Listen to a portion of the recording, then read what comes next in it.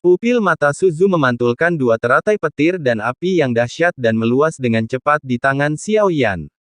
Dia didorong menjauh oleh Xiao Yan, tampak membesar secara liar dalam pandangan Suzu, bayangan kematian seketika membayanginya. Pada saat yang sama, klon roh purba Xiao Yan melepaskan seluruh kekuatan darah dan ki-nya, lengannya seperti belenggu terkuat, mengikat erat klon roh purba itu, membuatnya tidak bergerak. Sumber dari segalanya adalah orang ini. Meskipun hanya 7/10 kedalaman di depannya, Xiao Yan bertekad untuk melenyapkannya sepenuhnya terlebih dahulu. Dengan pikiran secepat kilat, Xiao Yan meledakkan dua teratai petir dan api.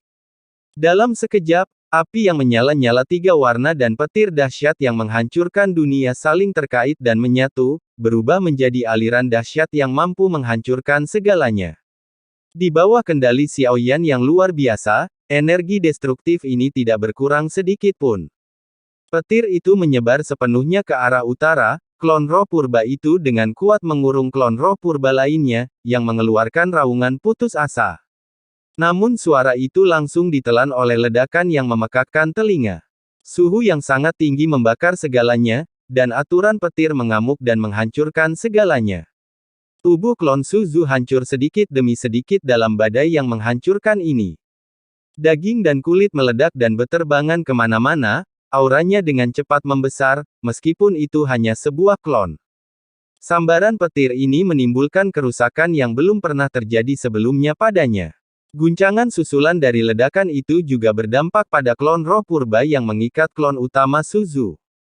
Namun, di bawah kendali tepat Xiao Yan, dan karena kerusakan pada tubuh klon roh purba yang sudah sangat kuat itu tidak fatal, ia pulih seketika. Meskipun demikian, sebelum klon Suzu benar-benar musnah, Xiao Yan tidak akan membiarkan klon roh purba itu melepaskan ikatannya. Dampak destruktif tidak berhenti di situ. Di kejauhan, Yao Nantian dan Bing Leidong terjerat oleh bayangan binatang buas yang diciptakan oleh klon jangkrik emas menggunakan kitab suci iblis surgawi. Tak mampu melarikan diri sama sekali, kekuatan dahsyat gabungan petir dan api menyapu mereka, kecepatan dan jangkauannya yang menakjubkan meliputi seluruh area. Xiao Yan sengaja mengarahkan kekuatan penghancur ini, menguncinya pada keduanya juga. Terkejut, kekuatan pelindung dari aturan yang mengelilingi tubuh mereka tampaknya langsung terhapus. Dikelilingi oleh kobaran api dan petir yang mengamuk, mereka mengeluarkan jeritan melengking dan menyakitkan. Tubuh mereka terkoyak, memperlihatkan luka-luka mengerikan. Kekuatan serangan Xiao Yan tidak hanya tak tertandingi, tetapi durasi penghancurannya juga jauh melampaui biasa. Pada saat ini, bahkan berbicara pun menjadi sangat sulit bagi mereka bertiga. Tepat ketika Xiao Yan mengumpulkan semua kekuatan yang tersisa di tubuhnya. Xiao Yan bersiap untuk menggabungkan avatar roh primordialnya dengan avatar master ilusinya untuk memberikan pukulan terakhir, menghancurkannya hingga menjadi ketiadaan. Pada saat kritis ini, dunia merah tua dari pertempuran yang bermutasi muncul. Tanpa peringatan, dunia itu mulai hancur dengan cepat, pecah dan lenyap seperti Fata Morgana. Semua serangan habis-habisan Xiao Yan, termasuk serangan fatal yang akan datang, lenyap seperti gelembung ilusi dalam runtuhnya dunia ini. Menggunakan mimpi sebagai panduan, semua pikiran kembali menjadi satu. Sebuah suara jernih menembus kehampaan. Boom! Tiga sosok terpukul seolah-olah oleh kekuatan tak terlihat, terlempar ke belakang dengan keras. Pemandangan di sekitarnya langsung bergeser, kembali ke kehampaan yang dalam itu. Meskipun ilusi menghilang, luka yang diderita nyata, terpatri pada setiap orang. Pada saat yang paling krusial, penguasa ilusi kembali turun tangan, dengan paksa menginterupsi serangan pamungkas Xiao Yan. Interupsi ini tidak diragukan lagi berakibat fatal bagi Xiao Yan. Untuk waktu singkat, dia tidak lagi dapat mengumpulkan cukup kekuatan. Petir dan api, melepaskan kekuatan yang sama, menghubungkan klon roh purba dan klon jangkrik emas, seketika kembali ke wujud asli Xiao Yan. Xiao Yan tiba-tiba mendongak, pupil matanya mengecil, hanya untuk melihat Suzu di depan mahkota emas. Yao Nantian, ketiga orang dari gua es dan petir, gemetar hebat. Kemudian, seolah-olah bayangan cermin dari klon Xiao Yan yang menyatu dengan wujud aslinya sedang terjadi, ketiganya juga menyatu menjadi satu di bawah kendali penguasa mimpi. Ini sama sekali tidak diduga oleh Xiao Yan, tetapi dia segera mengenalinya sebagai perbuatan penguasa mimpi. Di alam ini, yang nyata sekaligus seperti mimpi, tidak ada hal aneh yang bisa terjadi. Setelah fusi selesai, tekanan mengerikan yang jauh melebihi tingkat kultivasi kelima, seperti tsunami yang nyata, meletus, menghantam seluruh ruang hampa. Ketiga sosok itu sepenuhnya tumpang tindih dan menyatu. Ia berubah menjadi makhluk aneh dan menakutkan. Lengan kirinya terikat rantai gelap Void Lord, lengan kanannya mengeras dengan pemandangan es gua petir es, dan dadanya bertatahkan kristal merah darah Yao Nantian, memancarkan aura yang mengerikan, fluktuasi energinya mendekati tingkat kultivasi ke-6. Yang lebih mengerikan lagi adalah kehadiran 3 kepala yang tumbuh dari bahunya, seperti iblis berambut putih. Itu tak lain adalah wajah Suzu, Yao Nantian, dan Bing Lei Dong. 3 pasang mata, dipenuhi niat membunuh, kini terkunci pada aturan gelap Void Lord yang bergerak di dalam lengan kiri monster Xiao Yan yang menyatu di tangannya menjadi pedang hitam berbentuk aneh. Tombak es di lengan kanannya berkilau dingin. Sementara kristal merah darah di dadanya melepaskan gelombang penghancur yang mengerikan, seperti perpaduan, yang berpuncak pada tekanan mengerikan yang mendekati tingkat ke-6. Ini berevolusi menjadi gelombang kejut nyata yang menghantam Xiao Yan. Xiao Yan mendengus pelan, tubuhnya terlempar ke belakang tanpa terkendali, dadanya terengah-engah dipenuhi darah dan ki, jantungnya berdebar kencang. Seandainya bukan karena kekuatan fisiknya yang tak tertandingi, pukulan ini sudah cukup untuk melumpuhkannya. Sosok bengkok seketika muncul di hadapan Xiao Yan, mengambil posisi bertarung yang menentang akal sehat. Bilah hitam yang menyeramkan dan pemandangan Xuanbing yang mengerikan, disertai dengan seringai maut, secara bersamaan menusuk ke arah Xiao Yan. Xiao Yan bereaksi secepat kilat, tubuhnya berubah menjadi seberkas kilat, langsung berteleportasi ratusan kaki jauhnya. Namun, cahaya hitam dingin melesat lebih cepat dari waktu reaksinya, itu adalah alat teleportasi yang dipancarkan oleh bilah hitam tersebut. Xiao Yan tidak punya waktu untuk menghindar, seluruh lengannya terputus dalam sekejap. Hampir bersamaan, halberd Xuanbing tampak mengabaikan jarak spasial, menembus kehampaan dengan mengerikan. Halberd itu tepat menusuk perut Xiao Yan, dan aura es yang menusuk tulang langsung muncul dari luka tersebut, menyebar liar, berusaha membekukan seluruh tubuhnya menjadi patung es. Bayangan kematian, lebih intens dari sebelumnya, langsung menyelimuti Xiao Yan sepenuhnya. Apakah ini akhir hidupnya? Jika klon ini binasa, baik klon roh primordialnya maupun klon jangkrik emas akan binasa. Pada saat kritis itu, kilatan cahaya muncul di mata Xiao Yan, dan lengannya yang tersisa langsung terbakar. Dia meraih halberd Xuanbing yang menusuk perutnya, mengabaikan rasa sakit yang luar biasa, dan menariknya keluar dengan paksa. Tanpa ragu sedikit pun, sosok Xiao Yan menjadi ilusi dan kabur, setelah menggunakan kekuatan jiwa hampa. Dia melesat menembus kehampaan, nyaris lolos dari kombinasi mematikan yang menyusul dari entitas yang menyatu itu.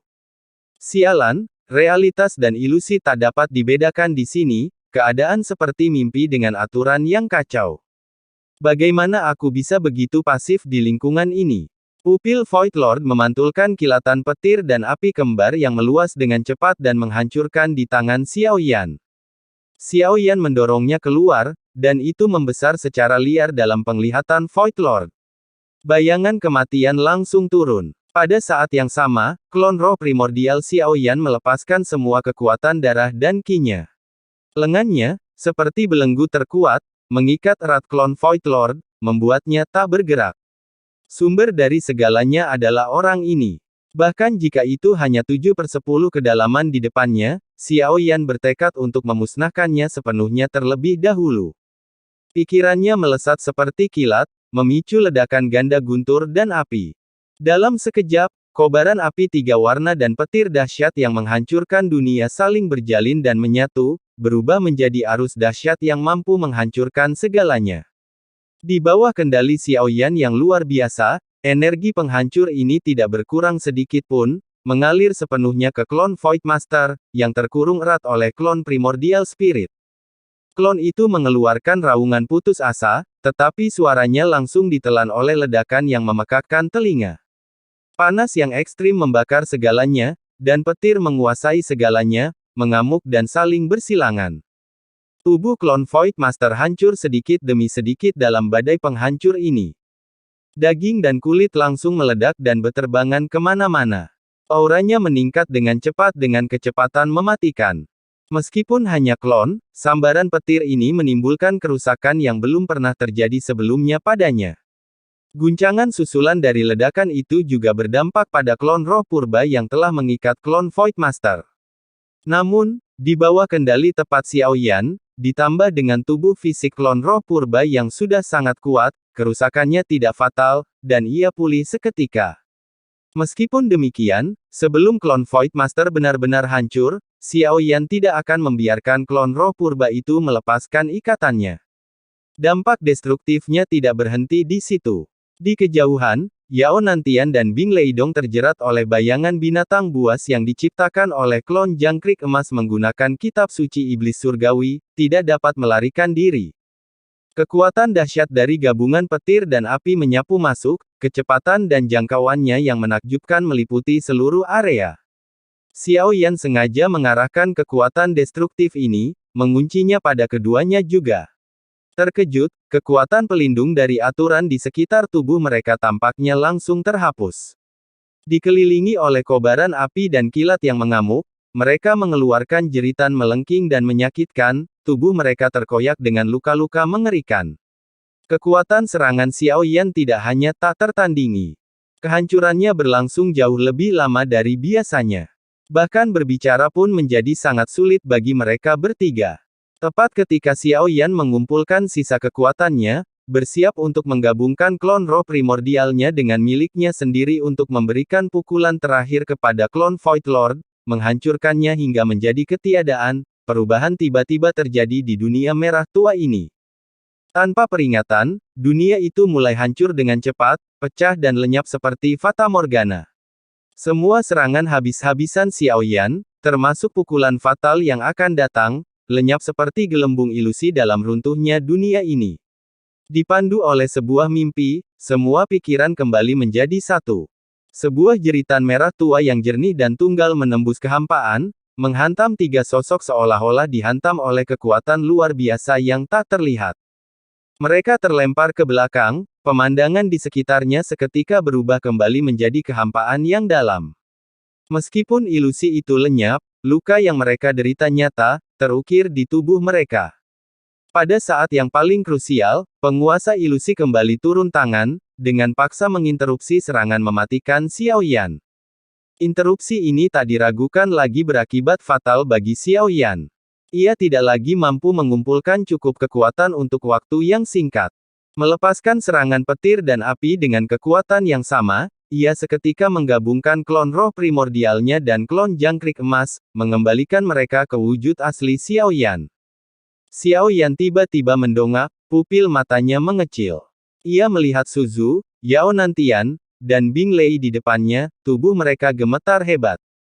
Kemudian, seolah-olah bayangan cermin dari klon Xiao Yan yang menyatu dengan wujud aslinya sedang terjadi, ketiganya, di bawah kendali penguasa ilusi, juga telah menyatu menjadi satu. Hal ini sama sekali tidak diduga oleh Xiao Yan, tetapi dia segera menyadari bahwa itu pasti ulah penguasa ilusi. Di alam yang mengaburkan batas antara realitas dan ilusi ini, tidak ada yang lebih mengejutkan daripada terjadinya peristiwa aneh. Tekanan yang mengerikan, jauh melebihi tingkat kultivasi kelima, meletus dari fusi tersebut, seperti tsunami yang menyerupai batu, menyebar keluar dan menghantam seluruh ruang hampa. Ketiga sosok itu sepenuhnya tumpang tindih dan menyatu, berubah menjadi makhluk yang aneh dan menakutkan. Lengan kirinya terikat dengan rantai gelap penguasa kekosongan, sementara lengan kanannya terkondensasi dengan pemandangan es misterius dari gua petir es. Tertanam di dadanya adalah kristal merah darah Yao Nantian, memancarkan aura yang menakutkan, fluktuasi energinya sudah mendekati tingkat ke-6. Yang lebih mengerikan lagi adalah fakta bahwa tiga kepala tumbuh dari bahunya, menyerupai iblis bertangan putih, wajah Suzu, Yao Nantian, dan Bing Leidong. Tiga pasang mata, dipenuhi dengan niat membunuh, tertuju pada Xiao Yan. Aturan gelap dari Void Lord yang bergerak dari lengan kiri monster itu terkondensasi di tangannya menjadi bilah hitam berbentuk aneh. Tombak Xuan Bingfield yang suram itu berkilauan dengan cahaya dingin, sementara kristal merah darah di dadanya memancarkan gelombang pemangsa yang membuat jantung berdebar kencang. Entitas yang menyatu itu melangkah maju, dan tekanan mengerikan, yang mendekati tingkat ke-6, berubah menjadi gelombang kejut yang nyata. Gelombang itu menghantam Xiao Yan, yang mengerang dan terlempar ke belakang tanpa terkendali.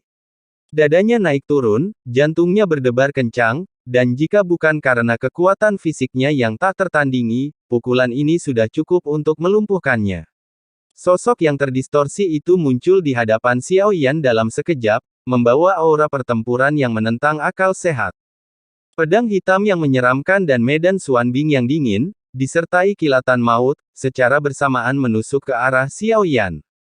Xiao Yan bereaksi secepat kilat, tubuhnya berubah menjadi seberkas kilat, langsung berteleportasi ratusan kaki jauhnya. Namun, cahaya hitam dingin melesat keluar dengan kecepatan melebihi waktu reaksinya. Itu adalah serangan dari jarak jauh yang dilancarkan oleh pedang hitam. Xiao Yan tidak punya waktu untuk menghindar, seluruh lengannya terputus. Hampir bersamaan, medan Xuanbing tampaknya mengabaikan jarak spasial, secara aneh menembus kehampaan. Ia tepat menusuk perut Xiao Yan, dan aura es yang menusuk tulang langsung meletus dari luka tersebut. Aura itu menyebar liar, bermaksud membekukan seluruh tubuhnya menjadi patung es. Bayangan kematian lebih intens dari sebelumnya, langsung menyelimuti Xiao Yan sepenuhnya. Apakah disinilah ia akan mengakhiri hidupnya? Jika klon ini binasa, baik klon roh primordialnya maupun klon jangkrik emas akan terjebak dalam situasi yang genting. Pada saat kritis, kilatan kelicikan muncul di mata Xiao Yan. Lengannya yang tersisa seketika menyala. Dia meraih tombak Xuanbing yang menusuk perutnya. Mengabaikan rasa sakit yang luar biasa, dia mencabutnya tanpa ragu-ragu, sosoknya menjadi kabur dan tidak jelas. Dengan menggunakan kekuatan jiwa Void, terus-menerus bergerak dan menghindar di dalam kehampaan, dia nyaris lolos dari kombinasi mematikan entitas fusi berikutnya. Sialan, tempat ini adalah kabut antara realitas dan ilusi, keadaan seperti mimpi, aturannya kacau. Di lingkungan ini, aku begitu pasif.